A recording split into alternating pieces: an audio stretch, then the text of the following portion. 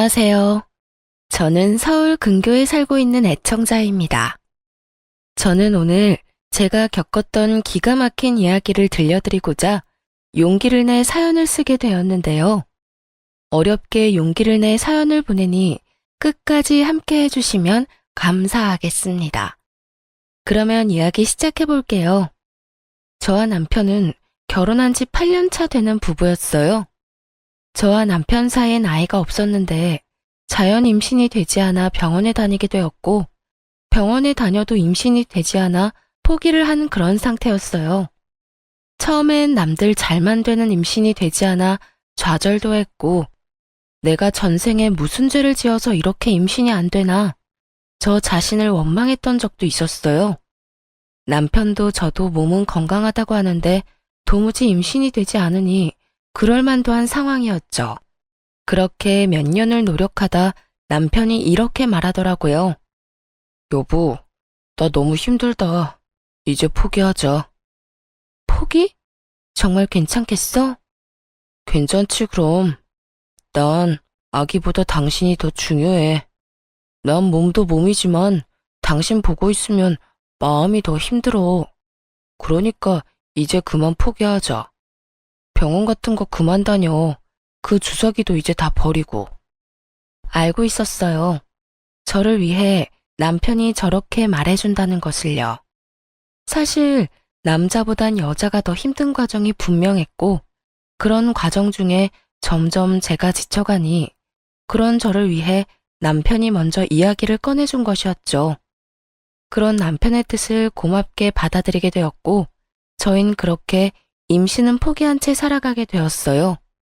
한동안은 참 많이 힘들었지만 모든 걸 내려놓고 나니 점점 마음도 안정되고 아이 없는 생활도 즐기며 살아가고 있었어요. 물론 시댁에서 말이 나올 때마다 스트레스를 받는 점은 있긴 했죠. 예, 너희는 아직도 소식이 없니? 진짜 이대로 포기할 거야? 그렇지 않아도 식구도 없어서 조용한 집에 울음소리라도 들리면 좋으련만. 너희는 정말 자식 없이 살 작정인 게야? 누구보다 아기 기다리는 건 저희란 걸 어머님도 잘 아시잖아요. 그래서 병원도 오래 다녔는데 그래도 안 되는 걸 어쩌겠어요? 어쩌겠어요? 하고 끝날 문제가 아니지 않니? 이젠 아들도 필요 없으니 딸이라도 하나 낳아줬으면 좋겠단 심정이다. 나만 이러니? 나만 이래? 남들 다 가지는 애가 너희는 왜 그렇게 힘든 거니? 병원에 그렇게 다녔으면 한 번쯤이라도 임신이 될 법도 한데 그것마저도 안 되니 돈은 돈대로 날리고 힘은 힘대로 빠지고. 이게 도대체 뭐 하는 짓이냐고? 어쩔 수 없죠. 노력해도 안 되니 이젠 마음 편히 먹고 기다려보려고요. 너는 속 편해서 좋겠다. 나는 이렇게 애가 타는데 넌 그렇게 속 편해서 좋겠다고. 내려놨다고 한들 저라고 마냥 속이 편할 리가 없는데 시무는 꼭 저런 식으로 답답함을 분출했어요. 전 이 정도는 참을 수 있다고 생각했어요. 시댁엔 시무 혼자 계셨는데 시무 말대로 아이라도 있었으면 가끔 보는 손주 재미라도 있었을 텐데 그 재미도 없으니 저런 말 정도는 할 수 있다고 생각하며 이 정도는 그러려니 하고 넘길 수 있었어요. 하지만 도저히 넘길 수 없는 문제가 생겨나고 말았습니다. 시댁엔 제사가 많은 편이었는데 그 중에서도 단연 시부 제사는 중요한 집안 행사였습니다. 시무는 늘 저에게 조상한테 잘하면 그게 다 우리한테로 돌아오는 거야. 그러니까 음식 준비하면서 나쁜 생각하지 말고 귀찮다고 생각하지도 말거라. 좋은 마음으로 정성껏 준비해야 한다니 말이야. 특히 네 시아버지 제사상 준비할 때는 더 정성을 쏟아야 한다. 음식도 살아생전 네 시아버지가 좋아했던 것도 추가해서 올리고. 라고 제사를 강조하곤 했고 저 역시 며느리 된 도리는 지키고자 시부 제사 땐 더 신경을 쓰는 편이었죠. 시부 제사가 있는 날엔 아침 일찍부터 시댁으로 가 제사 음식을 정성껏 마련하고 시댁에서 시간을 보내곤 했으니까요. 그러던 어느 날 아빠가 갑작스러운 사고로 인해 돌아가시게 되셨어요. 외동딸인 저를 너무나 사랑하며 키워주신 아빠의 죽음은 너무나도 갑작스러웠으며 너무나도 저를 절망스럽게 만들었습니다. 모든 자식이 그러하듯 저 역시 많이 보답하지 못한 마음에 후회스럽기도 했고 더는 따뜻한 아빠 품에 안길 수 없다는 사실이 너무나도 힘들었어요. 그렇게 1년 가까이 저는 슬픔에 잠겨 있었고 남편은 그 시간 동안만큼은 누구보다 다정하게 저를 챙겨주었어요. 남자가 나쁘끄럽게 꽃 같은 거 들고 돌아다니는 거 아니라던 사람이 한아름 꽃을 사와 안기기도 하고 10년이 넘는 세월 동안 장모님께 애교 한번 부려본 적 없는 사람이 친정엄마의 팔짱을 끼고 우리 집에 모셔오기도 했고요. 장모님, 오늘은 저희 집에서 주무시고 가는 겁니다. 아니야, 그냥 밥만 먹고 갈게. 내가 여기서 자면 정서방 불편해서 안 돼. 불편하기는요. 요즘 집사람도 영 힘이 없어서 저도 힘이 없는데 장모님 계시면 집사람이 웃기도 하잖아요. 저한텐 그것만큼 힘나는 일이 또 없는걸요. 그러니까 오늘은 무슨 일이 있어도 주무시고 가셔야 합니다. 제가 특별히 집사람 옆자리도 양보해 드릴게요. 그래? 정서방이 정 그렇다면 오늘은 자고 갈게. 이렇듯 엄마를 모시고 오는 날이면 어떻게 해서든 엄마를 제 옆에서 자게 했고 그런 남편을 보며 저 역시 웃는 날이 생겨나고 있었어요. 돌아온 아빠의 기일날엔 슬프기는 했지만 처음보단 많이 무뎌진 감정으로 제사를 맞이할 수 있었어요. 아빠의 첫 제사이다 보니 제가 모시고 싶었고 남편에게 이런 제 뜻을 말하니 남편도 흔쾌히 알겠다고 하더라고요. 여보, 이제 곧 아빠 기일인 거 알지? 그럼 알지. 얼마 안 남았잖아. 왜? 나 우리 아빠 제사 우리 집에서 지내고 싶어. 첫 제사이기도 하고 내가 차려드려야 마음이 편할 것 같아. 뭘 그런 걸 묻고 그래. 당신이 장인어른 제사 챙기는 건 당연하지. 뭐든 당신이 하고 싶은 대로 마음 가는 대로 다 해. 난 상관하지 말고, 알겠지? 남편은 제 손을 꽉 잡아주며 제가 원하는 건 뭐든 다 하라고 해주더라고요. 앞으로도 우리가 모시자고까지 해주었고요. 그렇게 저와 남편은 한사코 와서 돕겠다는 엄마를 오지 못하게 하고 제사 준비를 시작했어요. 한창 준비하고 있는데 시모에게서 연락이 왔더군요. 요즘 뭐 하고 지내니? 뭐 하고 살길래 연락 한 통이 없어? 죄송해요. 아시다시피 아빠 돌아가시고 제가 정신이 없었어요. 돌아가신 지가 언젠데 언제까지 그러고 있을 거야? 그러고 보니 사돈 돌아가신 게 작년 이맘때 아니니? 네, 오늘이 기일이어서 그렇지 않아도 제사 준비하고 있어요. 전 당연하다 생각했기에 아무렇지 않게 말했는데 시모는 들어선 안 될 말을 들은 사람처럼 화들짝 놀라며 되묻더라고요. 뭐? 뭐를 한다고? 아빠 제사 준비한다고요. 왜 그러세요? 무슨 문제라도 있을까요? 문제가 많지. 네가 왜 그 제사 준비를 해? 너 출가 외인이야. 그런 네가 왜 친정 제사를 지내냐고. 그게 말이 된다고 생각하니? 정작 말 같지도 않은 말을 하는 사람이 누군데 저에게 이딴 말을 하나 싶더라고요. 요즘 같은 세상에 시댁 친정이 어디 있다고 이런 말을 하는지. 거기에다 시댁 제사엔 그렇게 온갖 정성을 쏟으면서 다른 사람도 아닌 친정아빠의 제사를 챙기지도 못하게 하는 시모를 보며 정말 오만정이 떨어진다는 말이 어떤 건지 단번에 알겠더라고요. 전 말도 안 되는 말을 해대는 시모에게 제 감정을 숨기지 않고 표출했어요. 어머님, 저 외동딸이에요. 저 아니면 제사 준비할 사람도 없는데 당연히 제가 해야죠. 제가 시댁 제사는 다 준비하고 지내는데 저희 아빠 제사 하나 못 지내드리는 게 말이 된다고 생각하세요? 시댁은 시댁이고 친정은 친정이야. 네가 우리 집에 시집 온 지가 10년이 훌쩍 넘었는데 그 정도면 넌 이제 친정하고 연을 끊었다고 봐야지. 어찌됐든 난 절대로 싫으니까 당장 다 때려치우거라. 싫은데요. 이건 어머님이 뭐라고 하시든 제 마음대로 할 거니까 이래라 저래라 하지 마세요. 너 기어코 내가 가서 그 상을 다 엎어야 그만할 거야?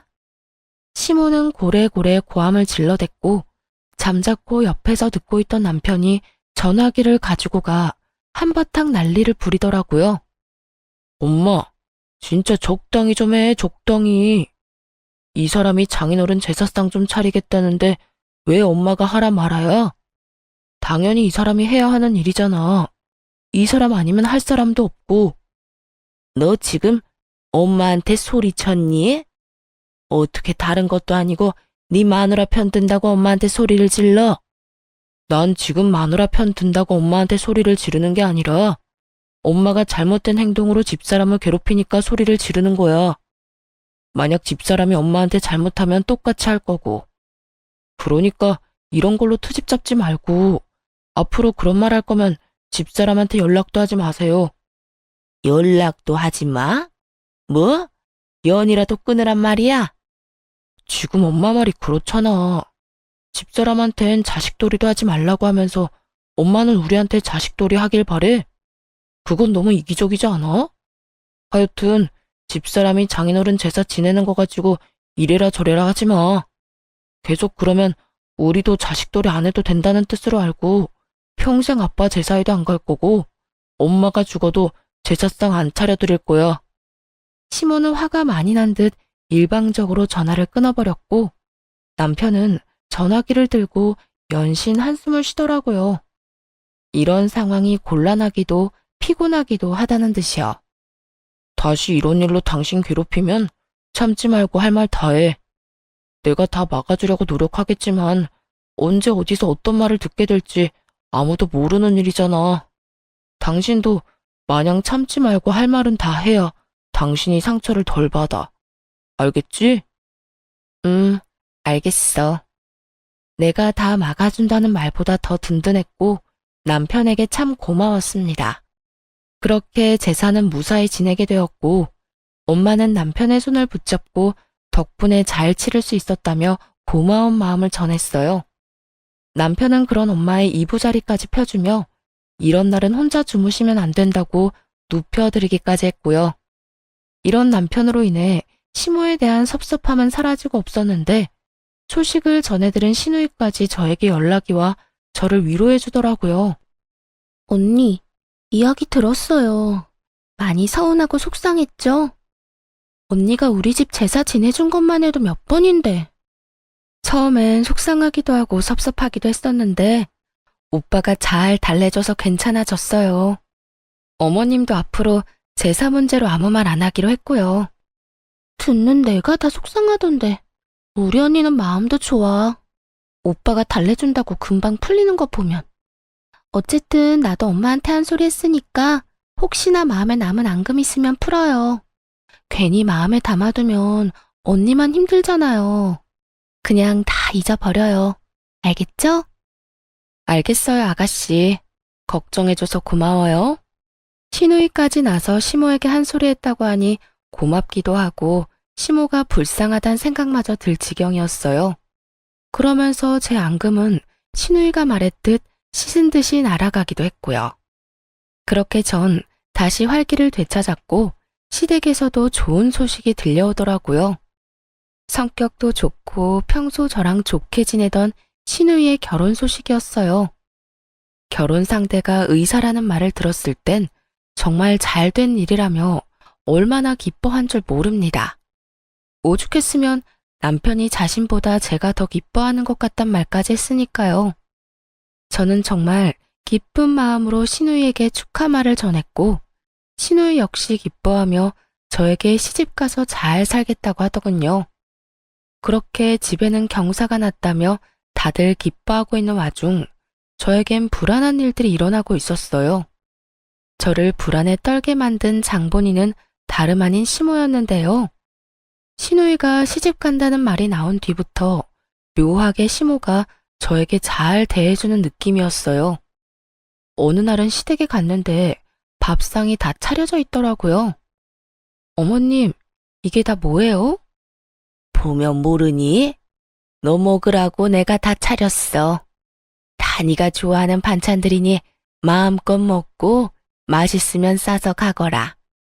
혹시 몰라서 넉넉히 해서 소분해서 넣어뒀어. 감사해요. 다 맛있겠어요. 얼른 먹고 설거지는 제가 할 테니 두세요. 아니야, 됐어.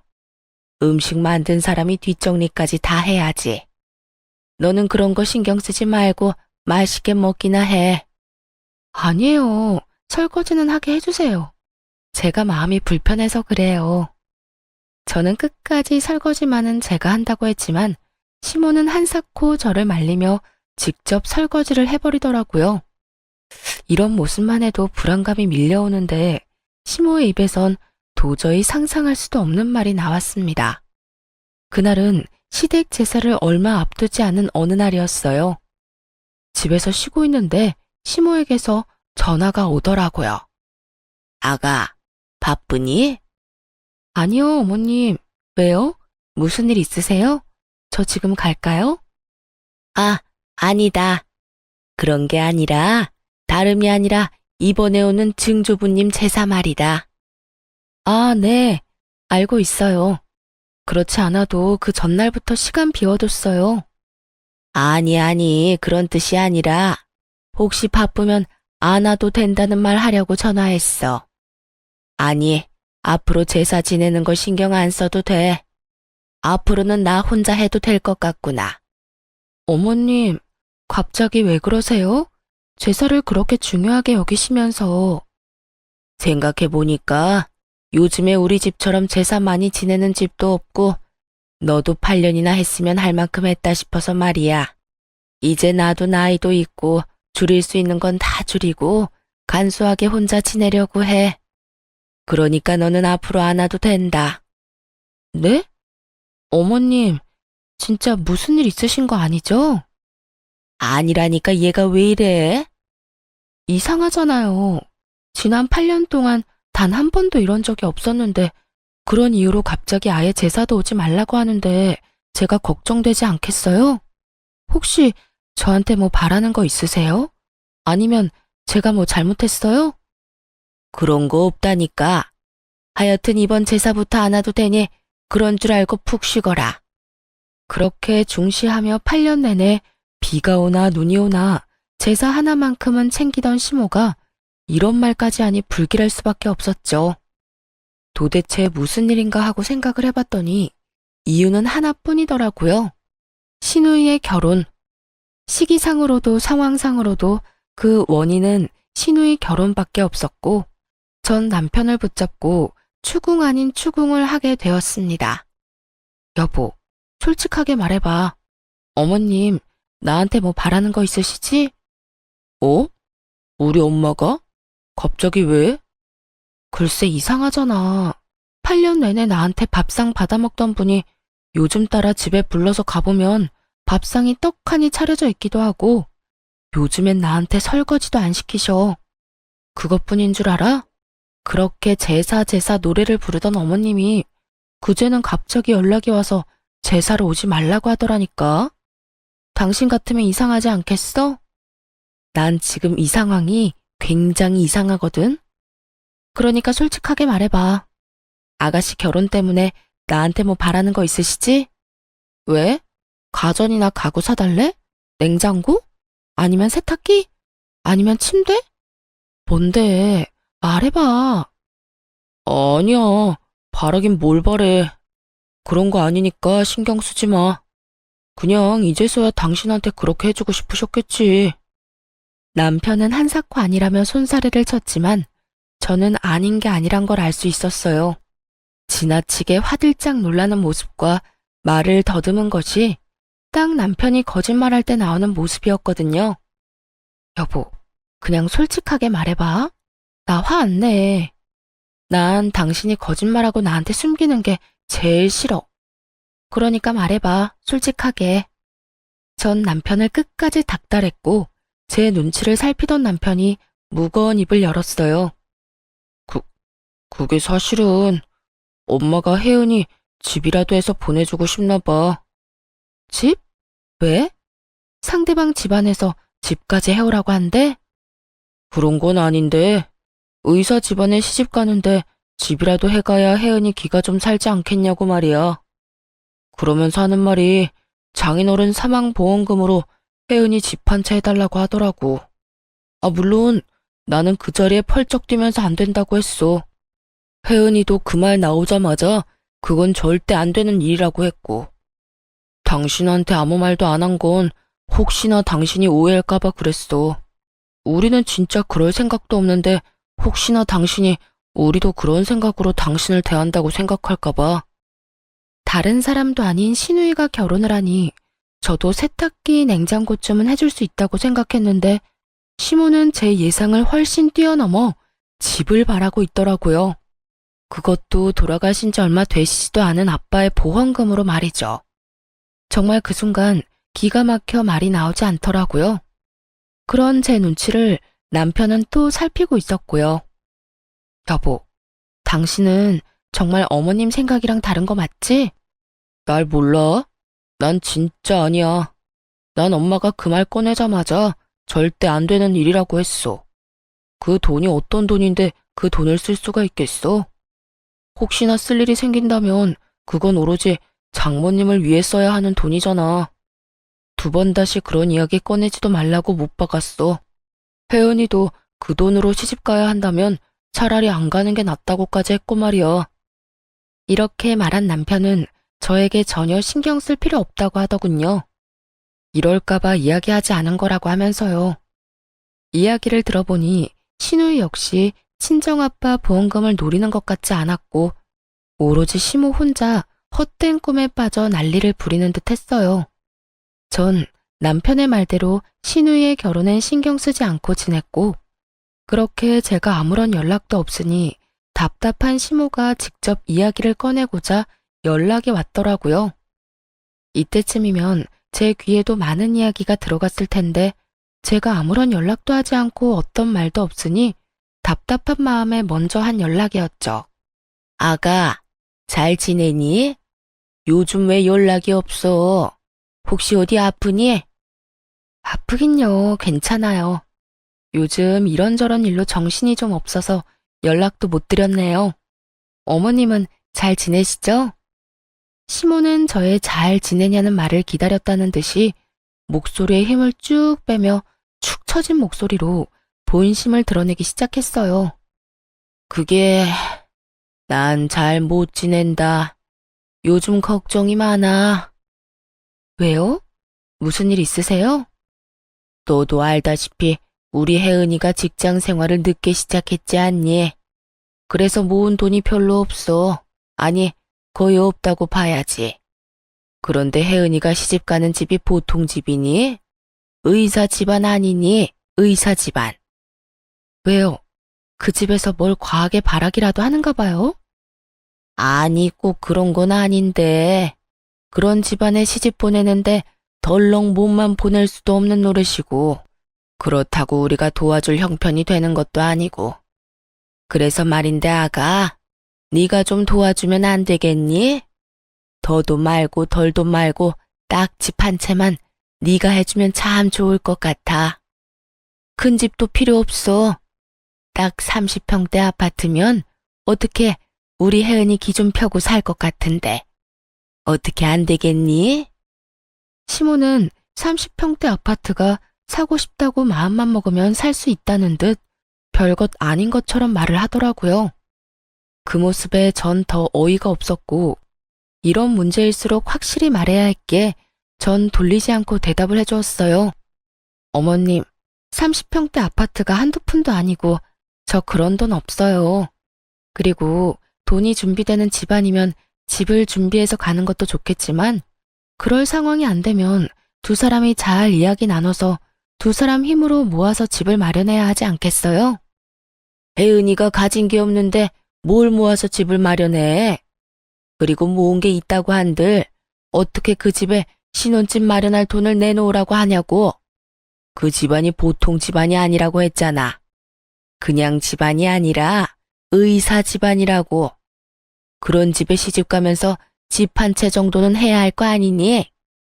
조금 전까진 아가아가 하며 상냥하기 그지없던 시모는 제가 단칼에 거절하고 나서자 180도 바뀐 언행으로 화를 내기 시작하더군요.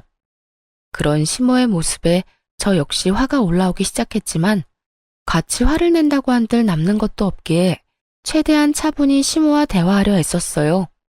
그러면 그렇다고 솔직하게 아가씨랑 결혼할 남자한테 말을 해야죠. 저한테 이렇게 돈 내놓으라고 할 게 아니라요. 글쎄 그렇게 해서 결혼하면 우리 혜은이가 평생 기죽어서 살 거 아니니? 나는 그 꼴은 못 본다. 그러니까 잔말 말고 네가 집 한 채 마련해줘. 그러면 될 문제인데 왜 이렇게 일을 키우니? 너 돈이 있지 않니? 돈이 없는 것도 아니면서 왜 이렇게 쪼잔하게 굴어? 평소에 너랑 혜은이랑 사이가 안 좋은 것도 아니고 사이도 좋으면서 왜 이렇게까지 째째하게 구냔 말이야. 사이 좋은 거랑 집 한 채 해주는 거랑은 별개예요. 그리고 저한테 그런 큰 돈이 어디 있어요? 있잖아. 네 아빠 사망보험금.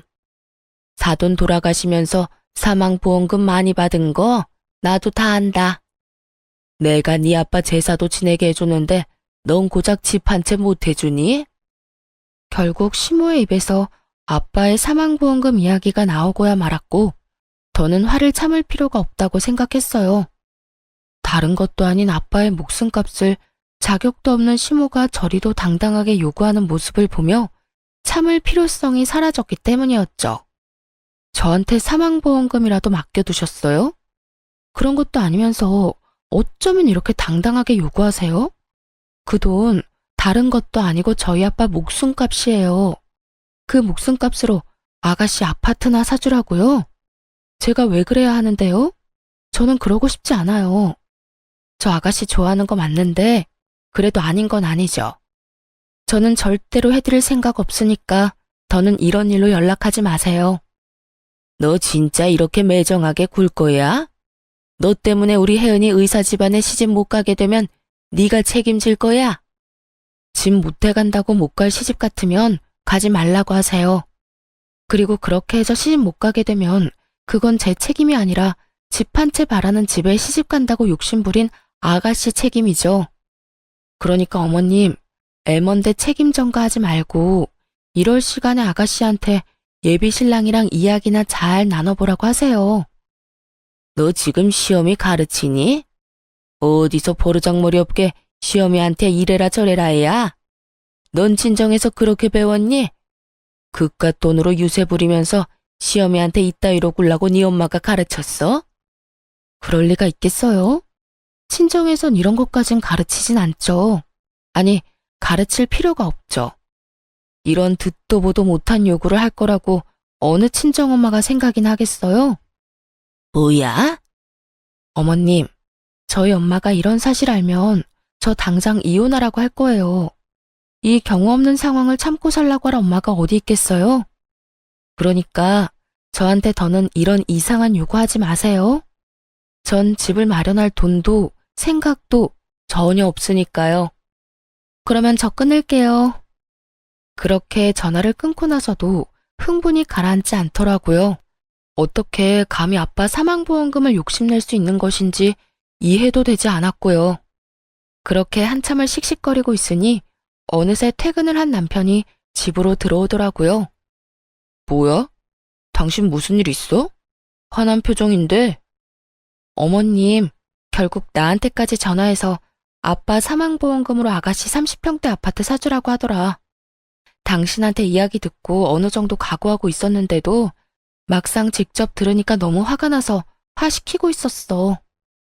뭐? 그게 정말이야? 내가 그렇게 이야기했는데. 아, 진짜 어머님 왜 그러셔? 애도 아니고 무작정 우기는데 내가 진짜 열불나서. 거기에다 내가 계속 안 된다고 하니까 친정까지 들먹이더라? 제사 가지고 서운하게 하더니 이제 돈이야? 왜 그러신데 진짜. 일단 내가 미안해. 엄마가 당신한테까지 전화해서 그럴 줄은 몰랐어. 있어봐. 내가 당신 듣는 데서 확실하게 못 박을게. 남편은 노발대발 화를 내며 바로 시모에게 전화를 걸어 한바탕 쏟아내기 시작했어요. 엄마, 진짜 왜 그래요? 내가 그러지 말랬잖아. 그 돈 엄마가 맡겨놓은 돈 아니라고 했지. 어떻게 엄마가 사돈 사망보험금을 아무렇지도 않게 내놓으라고 할 수가 있어? 그러면 어떻게 하니? 네 동생 파혼이라도 하길 바라는 거야? 엄마한테 이렇게 화낼 게 아니라 이럴 시간에 네 마누라 설득이나 시켜. 이러다 진짜 네 동생 파혼이라도 하는 날엔 이 엄만 화병 나서 못 사니까. 엄마가 화병 나기 전에 내가 화병 나게 생겼다고. 한 번만 더 이런 이야기 꺼냈다간 아무리 엄마라도 나 가만 안 있어. 당장 연이라도 끊어버릴 거라고. 그러니까 그런 줄 아시고 다신 그런 이야기 꺼내지 마세요. 너 이 녀석아. 아무리 그렇다고 한들 어떻게 이 엄마한테 연을 끊자고 해? 내가 오죽했으면 이러겠어? 지나가는 사람 붙잡고 물어봐. 열이면 열, 백이면 백. 다 엄마가 이상하다고. 엄마가 잘못했다고 할 테니까. 하여튼 난 내 뜻 확실하게 전했으니 이젠 엄마가 결정해. 계속 말도 안 되는 요구해서 아들 며느리랑 연 끊고 살아갈지 아니면 우리 보살핌 받으면서 살아갈지. 시모에게 한바탕 쏟아낸 남편은 그래도 화가 풀리지 않는지 이번엔 신우이에게 전화를 걸어 시모가 한 짓을 알려주며 한바탕 쏟아냈어요. 배은아, 오늘 엄마가 네 언니한테 전화해서 너한테 아파트 한 채 사주라고 했다더라. 너 알고 있었어? 아, 뭐? 그게 정말이야? 아, 진짜 엄마 왜 그래? 그 이야긴 그때 끝난 이야기잖아. 그러니까 넌 진짜 그 아파트를 그렇게까지 해서 마련하고 싶어? 그런 거 아니잖아. 넌 그런 생각조차 없는 거잖아. 내가 미쳤어? 다른 돈도 아니고 언니 아빠 사망보험금으로 내가 무슨 자격이 있다고 그 돈을 욕심내? 엄마 진짜 나만 곤란해지게 왜 그래? 너라도 그렇게 생각하니 그나마 다행이네. 일단 나는 절대 안 된다고 했는데 분위기 보니까 엄마 포기 안 할 것 같아. 그러니까 네가 전화 한 통해. 당사자인 네가 전화해서 그건 절대 말도 안 되는 일이라고 똑바로 말해주란 말이야. 알겠어? 응, 알겠어. 내가 말할게. 그렇게 전화를 끊어버린 후 남편과 저는 다신 이런 불미스러운 이야기는 나올 일이 없다고 생각했어요. 신우이가 나섰을 테니 더는 시모가 집집거리지는 않을 거라고 말이죠. 하지만 이 모든 건 저희의 착각이었습니다. 저희와 같은 생각을 가지고 있다고 믿어 의심치 않던 신우이는 다른 모습을 숨기고 있었더군요. 다음날 남편이 출근할 시간에 맞춰 신우이에게 전화가 왔고 그 전화 한 통으로 신우이의 본 모습을 알게 되었어요. 언니, 오빠 출근했어요? 네, 방금 했어요. 왜요? 오빠한테 할 말 있어요? 신우이는 남편이 출근했다는 말을 듣자마자 목소리가 싹 바뀌더니 저에게 따져묻기 시작하더군요. 아니요. 그냥 오빠 있나 없나 확인한 거예요. 언니한테만 하고 싶은 말이 있어서요. 아, 그래요? 무슨 말인데요?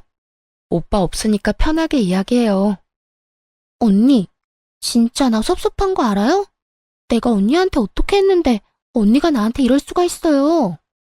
아가씨, 다짜고짜 이러지 말고 상황을 똑바로 설명을 해줘야죠. 앞뒤 말 다 자르고 섭섭하다고 하면 내가 무슨 말을 해요? 갑자기 짜증을 내며 섭섭하다고 하는 신우의 말에 답답함을 느낀 저는 언성을 높였고 그런 저에게 신우이는 본심을 드러내며 시모와 한치 다를 바 없는 아주 어이없는 개소리를 뱉어내기 시작했어요. 지금 몰라서 물어요? 언니가 내 신혼집 못 해준다고 그랬다면서요. 돈이 없는 것도 아니고 돈 있는 사람이 너무한 거 아니에요? 보험금도 많이 받았다고 들었는데 아파트 사주고도 남을 거 아니에요. 이게 아가씨 본심이었어요? 절대 아니라고 그렇게 발뺌하더니 결국 아가씨도 어머님이랑 같은 생각이었네요. 네, 맞아요. 내가 다 엄마 시킨 거예요. 나 아니면 엄마가 어떻게 사망보험금으로 그 큰 금액을 받았단 걸 알겠어요? 나니까 이리저리 알아보다 알아낸 거지. 하여튼 그게 중요한 게 아니라 아파트 좀 해줘요. 그냥 투자한다고 생각하고 해주면 되잖아요. 들어보니 시모가 그렇게 막무가내로 군 건 다 신우이 때문이었더군요. 신우이는 뒤에서 시모를 부추기며 저를 압박하고 있었고 본인은 시모의 뒤에 숨어 착한 척하고 있었던 것이었죠. 거기에다 남편이 알면 난리가 날 것이 분명하니 교묘하게 시모를 이용해 저에게 돈을 뜯어낼 계획이었던 것이죠. 그런데 끝까지 제가 버티며 싫다고 하자 더는 시모만 믿고 있을 수는 없다 싶었는지 남편이 없는 시간에 저를 압박하려고 전화를 걸었던 것입니다. 신우이는 시모보다 더 난리를 부리며 돈을 내놓으라고 우겨대고 있었고 전 밀려오는 배신감과 분노에 핏대를 세우며 말했죠. 그건 절대로 안 되니까 정신 좀 차려요. 아가씨가 어제 오빠한테 그랬죠? 그 돈이 어떤 돈인데 아가씨가 그 돈을 욕심낼 수 있겠냐고요. 그 말 그대로 돌려줄게요. 그 돈 내 돈 아니고 우리 친정엄마 돈이에요. 그런 엄마 돈을 내가 어떻게 욕심낼 수 있겠어요? 친정 돈이 언니 돈이고 그런 거 아니겠어요? 아니, 말이야 바른 말이라고. 친정엄마 돌아가시고 나면 그 돈 다 언니 돈 될 건데 미리 받아와서 좋은 일 좀 하면 되는 거잖아요. 신우이는 결국 하면 안 되는 말까지 짓거리고 있었고 결국 전 신우이에 대한 모든 대우를 내려놓게 되었습니다. 야, 지금 말 다 했어? 친정엄마 돌아가시면 다 내 돈이 된다고? 어떻게 그딴 말을 아무렇지 않게 할 수가 있어? 아무리 돈에 눈이 멀고 의사 남편에 환장했다고 해도 그런 말까지 하는 건 아니지. 왜요? 내가 틀린 말 했어요? 맞잖아요. 언젠간 죽는 게 사람인데 그 돈 쥐고 있어봤자 뭐해요? 필요한 사람 있으면 돕고 하는 거지. 야, 너나 필요하지 난 안 필요해. 내가 안 필요하면 쓸 필요도 없는 돈이고. 그리고 너 우리 친정에 돈 맡겨놨어? 뭐가 이렇게 당당해? 넌 양심도 없어? 양심이요? 가족끼리 무슨 양심 이야기까지 나와요. 이럴 때 돕고 사는 게 가족 아닌가요? 그런 게 가족이면 난 이제 너랑 가족 안 할게. 그간에 정이 있어서 웬만하면 좋은 말로 끝내려고 했더니 도저히 안 되겠네. 다신 나한테 연락도 하지 말고 나한테 뭘 바라지도 마. 가족이라고 생각하지도 말고. 아니 언니, 그렇게 화만 내지 말고 잘 생각해보라고요. 내가 잘 되면 다 좋은 일 아니에요? 그러니까 화만 내고 있을 시간에 친정에 가서 돈 좀 받아오라고요. 아 진짜. 언니 그렇게 안 받는데 진짜 말이 안 통하네? 너야말로 말이 안 통하네. 한국말 모르니? 영어로 해줘? 나 너랑 가족 안 한다고. 그러니까 끊어. 전화를 끊은 후 곧바로 남편에게 전화를 걸어 모든 사실을 알리며 시댁 식구들과 연을 끊고 살겠다고 통보했어요. 제 말을 들은 남편 역시 득달같이 화를 내주며 자신 역시 연을 끊겠다고 했고요. 사실 남편까지 연을 끊겠다고 한 건 놀랍긴 했지만 자신의 가족이 그런 깡패 같은 짓을 하는 이 상황이 참 납득하기 어렵고 가족으로 두기도 싫다고 강하게 말하더군요. 무엇보다 신우이에 대한 배신감이 크다고도 했고요. 그럴만도 했죠. 앞에선 전혀 그렇지 않은 척 자신은 아무것도 모르는 척을 그렇게 했는데 실상은 이 모든 사건을 주동하고 있었으니 저뿐만 아니라 남편의 실망감이 클 수밖에 없었습니다. 그렇게 저희는 연을 끊자고는 했지만 그리 쉽게 단번에 끊어지지는 않더라고요. 저희가 연락을 끊고 찾아가지 않고 지냈지만 시모가 집으로 찾아와 버렸으니까요. 다짜고짜 집으로 찾아온 시모는 화가 잔뜩 난 상태였는데 화가 난 이유를 친절하게도 설명해주기 시작하더군요. 이제 속이 편하니? 이제 속이 편하냐고? 말을 제발 좀 알아들을 수 있게 하세요. 어머님이나 아가씨나 앞뒤 말 잘라먹는 건 어쩌면 그렇게 똑같은지 소름이 다 돋을 지경이네요. 너 때문에 네가 집 안 해줘서 내 딸이 파혼당했단 말이야. 어떻게 책임질 거야? 어떻게 책임질 거냐고. 제가 왜 책임을 져요?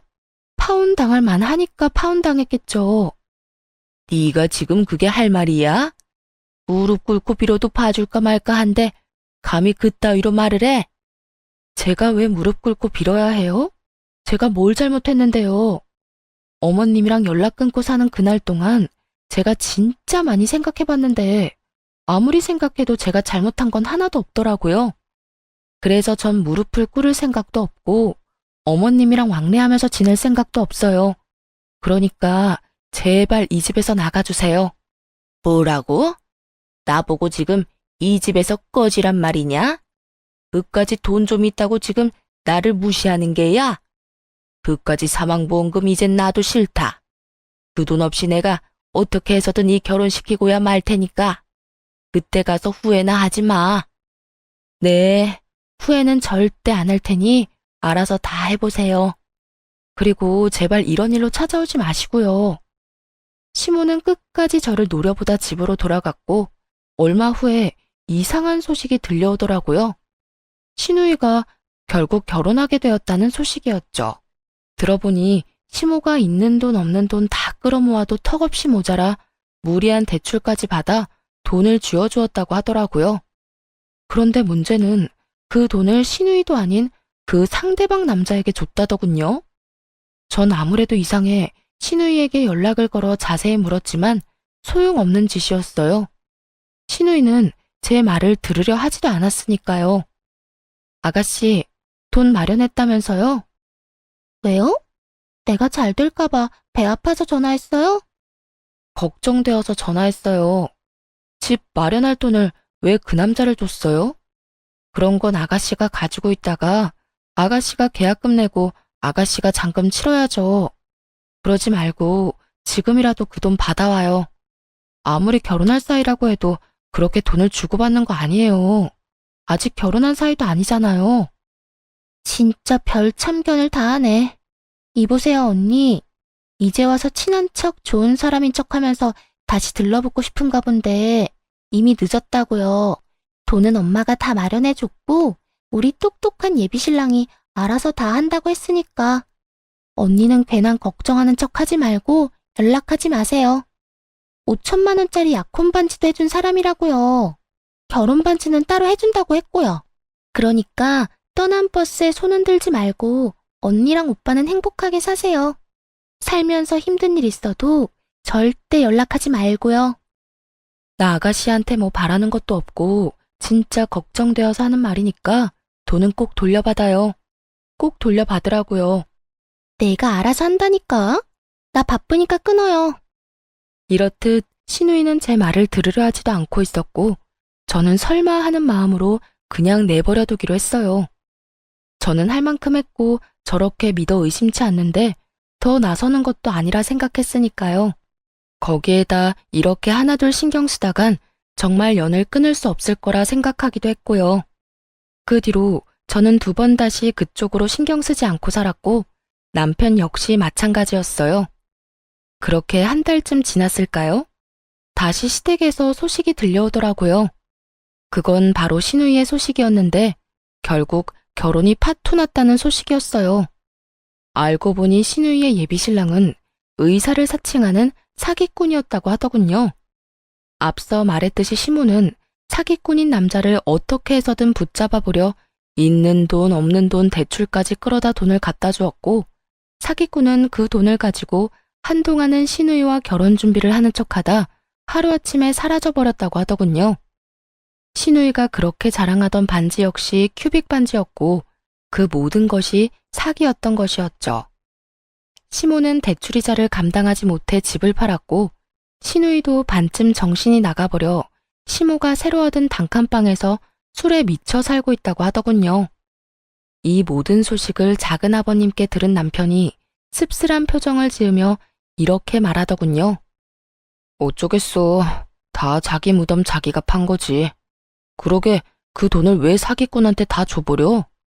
당신이 그렇게까지 말렸으면 그때라도 생각이란 걸 해봤어야지. 내가 그때 좀 더 적극적으로 말렸어야 했었나 봐.